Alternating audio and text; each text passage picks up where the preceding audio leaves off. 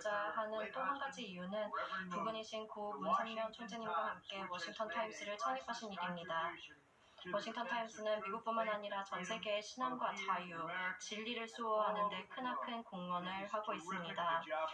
양희 분께서 참으로 대단한 일을 하셨습니다. 저는 또한 한학자 총재님이 평화를 위해 하고 계시는 일들에 축하를 보냅니다. 총재님은 최근 새로운 국제단체인 싱크탱크 2022를 출범시켜 최고의 전문가들을 모아 한반도 문제를 논의하게 하셨습니다.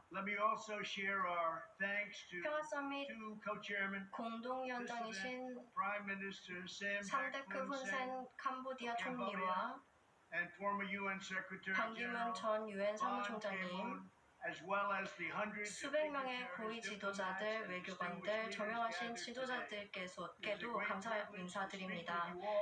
제가 지대한 관심을 가지고 있는 사안을 놓고 여러분들과 소통할 수 있게 되어 큰 영광입니다. 대통령 시절 한반도와 세계 평화 실현을 목표로 희망적 미래를 구축하기 위한 역사적인 노력이 있었는데 그 과정을 지휘하게 되어 자랑스러웠습니다.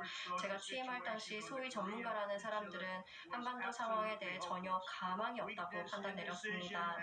나약함과 우유부단함, 구세대적인 사고방식은 위험과 분쟁, 증오를 만들어낼 뿐입니다. 따라서 저는 과거에 사용했던 뻔한 접근법을 거부하고 수십 년 동안 실패만 반복했던 진부한 사고방식을 버렸습니다.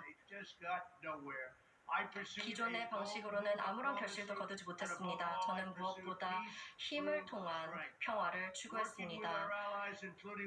저희 친구 일본의 아베 총리, 한국의 문재인 대통령과 함께 한반도 상황에 대처할 가장 강력한 수단을 동원했습니다. 외교적으로, 군사적으로, 경제적으로도 전례를 찾을 수 없는 강경한 접근법을 쓴 것입니다.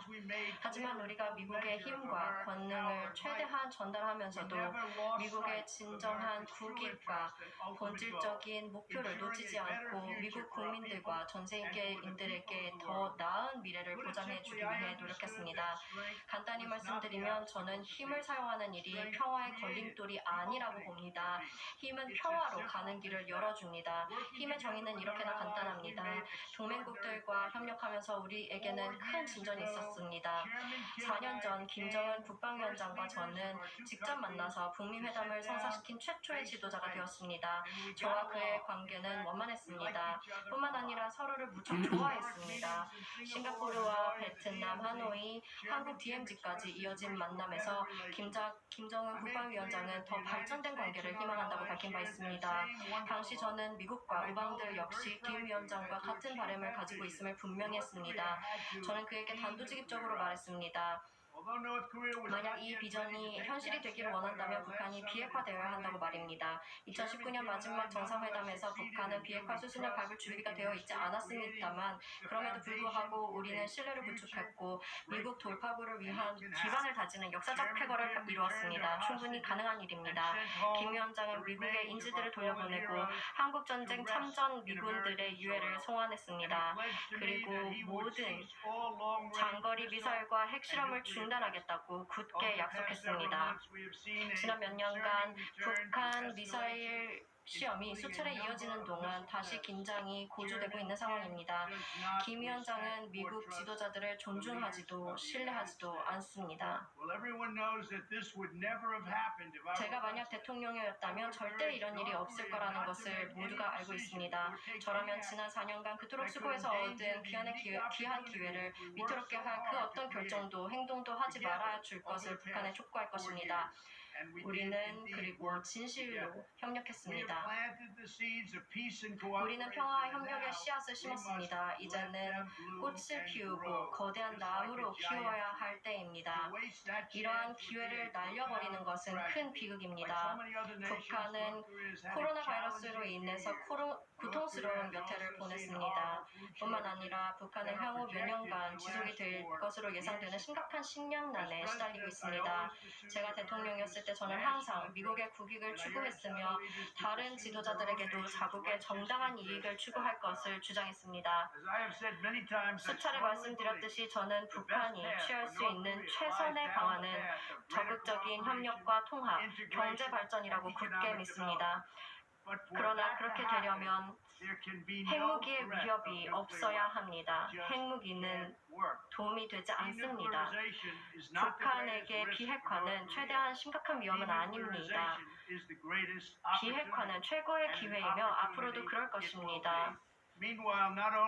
한편 한반도와 전 세계의 위험 상황은 점점 심각해지고 있습니다.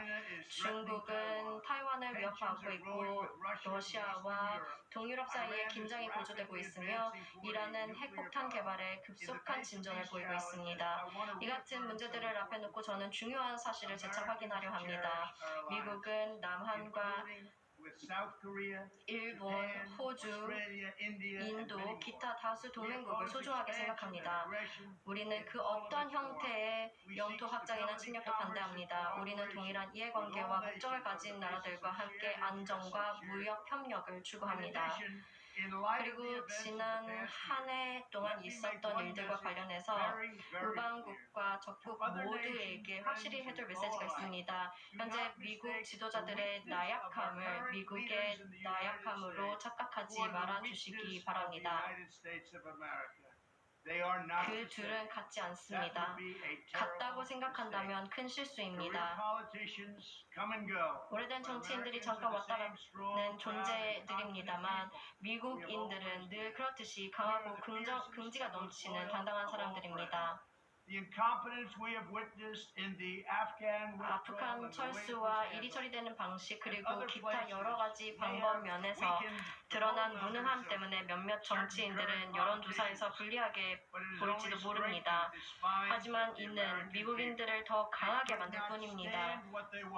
미국인들은 상황을 보고 참지 못했습니다. 분노했고 속상해했으며 뭔가 하기를 원했습니다.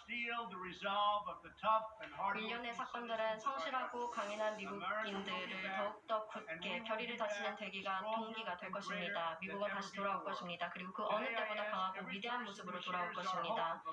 오늘 저는 밝은 내일의 희망을 공유하고 계신 모든 분들께 부탁드립니다. 사명 안에서 단결하고 비전에 충실하며 무엇보다 당당하게 우리의 가치를 추구하시기 바랍니다. 우리는 모든 생명의 고귀함을 믿습니다. 또 모든 이들이 정부가 아닌 전능하신 하나님께서 부여받은 권리와 자유, 존엄성으로 축복받은 존재임을 믿습니다. 우리는 언론의 자유, 표현의 자유, 모임의 자유를 수호하는 일의 중요함을 알고 있습니다. 우리는 종교적 자유가 모든 자유의 바탕이 되고 있다는 것을 확신합니다. 또 강력한 주권국가와 독립국가들은 인류 역사에 있어 평화와 자유, 정의, 실현을 하는 가장 위대한 수단이 될 것임을 믿습니다. 평화와 자유, 그리고 정의는 서로 다른 문화와 배경을 가진 세계인들을 하나 되게 하는 가치이자 원칙이다라는 것을 확신합니다. 따라서 오늘 저는 이 연설을 듣고 계신 모든 분들께 당부드립니다. 안전과 번영, 하나됨을 거쳐 마침내 평화를 실현할 한국, 그 한국을 위해 수고와 노력과 기도에 동참해 주시기 바랍니다. 한국인들은 위대한 국민입니다. 참으로 뛰어난 사람들입니다. 그들은 사랑할 줄 아는 사람들입니다. 우리가 도와야 합니다.